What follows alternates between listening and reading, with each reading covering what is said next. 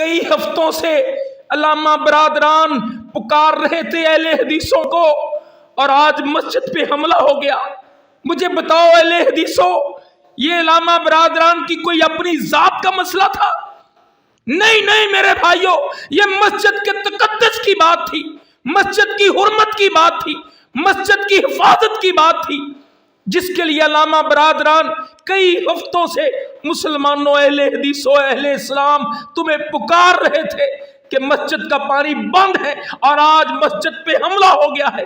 یہ کسی فلسطین کی بات نہیں ہے، یہ انڈیا کے کسی شہر کی بات نہیں ہے، یہ شہر لاہور میں، لاہور کے دل میں، چونگی امر صدو میں مسجد عمر ابن خطاب پہ حملہ، اصل میں یہ اسلام پہ حملہ ہے۔